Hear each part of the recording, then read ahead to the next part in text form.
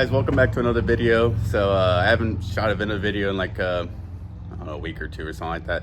Anyway, we got some progress, but this video is it's about the bane of my existence with small block Fords. We'll go over that. So with small block Fords, I've had two Fox bodies. I've done numerous thermostat changes. It's a little bit easier on 351, I will give it that, but this little part right here is the bane of my existence on every small block Ford, or any type of time I've had to take it off and put one back on. The very first time I had to take one off was, I took one off when I did my head gasket replacement on my 93, and it didn't leak at that time. But when I went to go put the thermostat in, I guess the lip wasn't correctly. My stepdad had to do it for me. At the time, I didn't really know what I was doing at all. I'm surprised that car actually ran after me and my buddy got finished with it. But so my stepdad actually had to go and grind it down a little bit so to get that lip back to get the thermostat in. So this is a brand new one, and I came after that. I was using my old one, and I came down to it, it's like we should use new one. So I got a brand new one. This is a while ago I got this. Anyway, I put it on there, and I started filling up the car with coolant just to get it prepped and ready, and it started to leak. And I was like, where is it leaking from? For a little bit, I thought it was leaking where the intake manifold meets the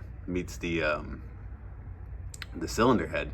And I was like, oh no, I don't want to take off my intake. That shit sucks. But thankfully, not.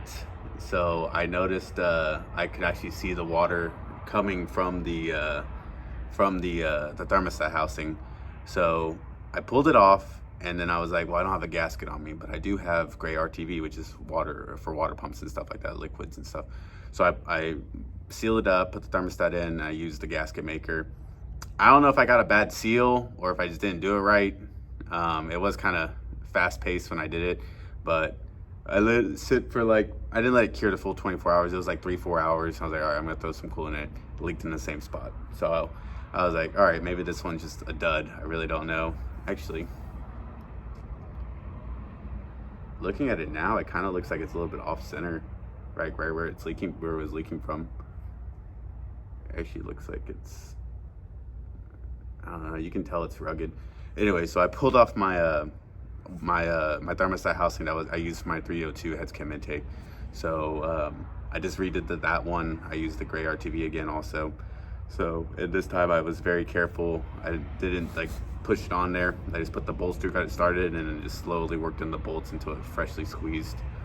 Because when I did this one, the bottom RTV just kind of glooped out. So that one should be good, hopefully. But yeah, these are, I hate thermostat housings. Like I said, it's easier on 351 because it sits higher. Since it sits higher, you can actually get a ratchet on it. On a 302, it's like, it sucks getting a ratchet on it, especially like when you're trying to do the gasket and stuff. Because I've always had good luck using the normal Fel-Pro gasket and some black, the right stuff. Yeah, there we go. So I've had good luck with that, but I don't know, I didn't want to work this time. So I was like, all right, maybe it's just the thermostat housing's bad. So I pulled off one that I know doesn't leak. I pulled off that one. It was funny, when I pulled that one off, my thermostat was actually backwards. And I ran that car for like 5 months, and I never had a problem with it at all. When it was like the cooler nights and stuff like that, my fan, well, maybe that's why my fans kicked on a little bit too much in the summer. Like they seem like they always ran in the summer. That might have been why, actually. But during the winter time, like when I go for my night drives or something like that, my temperature never really got above 190, honestly. So yeah, I just wanted to go on my little rant about thermostat housings with small block Fords. I'm not the best with these, but you know, we'll get it done. So let me go over some other stuff I've done to the car. So we got the turbo on. We got the forced induction hose that goes right here. We have a hood exit now because I got tired of messing with the downpipe, and I was like, I'm just gonna hood exit this bitch. So I ran into some problems like meeting up with the throttle body and stuff like that with this. So what I ordered is I ordered a 6-inch 3.5-inch tubing. So that's gonna go here. This is a 3.5-inch, so that's gonna go here. If I have to cut it a little bit, I can cut it. You know, I can, once I mock everything up, I can get it to final size. So we got that going for us. I got the distributor in. It just kind of sit in here. It is a dual sync, so I gotta kind of figure out how that one goes. I got the spark plugs somewhat they're all jangled up, but I try to make them nice and neat. We got the alternator bracket relocation. because I tried getting AC to work, guys. It just wasn't gonna work. AC wasn't gonna work. I took out power steering because I never had a manual steering rack car, so I kind of want to try that out. That's why I did that. And plus, this car is very hard to say it's a street car now. It honestly is, but I don't like straight line stuff so much. I actually do want to get an autocross. With the turbo kit, I kind of want to experiment with that a little bit. I want to see if because I want to hit big numbers, but if I'm doing like autocross and stuff like that, I wouldn't mind getting like a boost control and only putting it like on 3-4 pounds just for fun. The motor has good compression, or it has high compression. It's 10.2 to 1, so it's gonna be uppity anyways.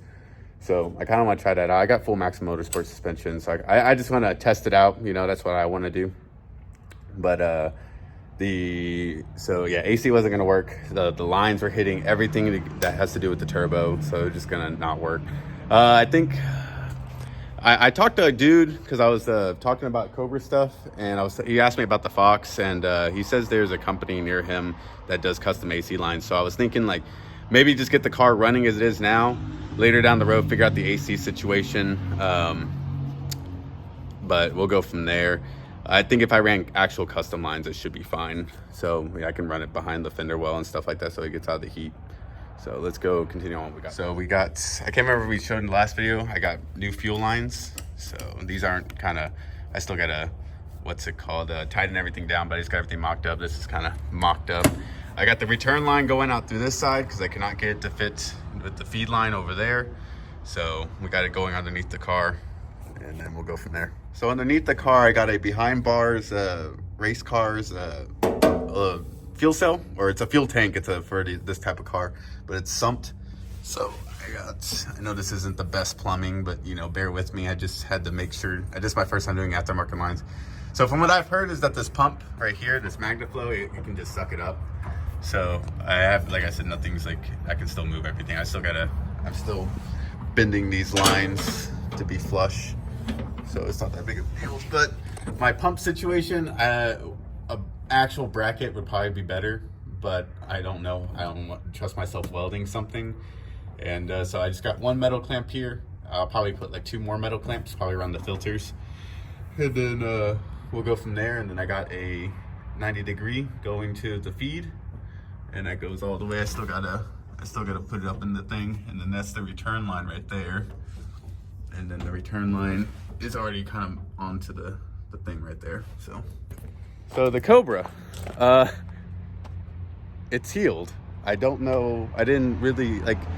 This is what I hate, talking to people on forums and Facebook groups, all on the Cobra forum, because I had a problem, and all I was getting was like people saying, you don't know what you're doing, take it to a professional, stuff like that. It's like, okay, well, I'm trying to learn.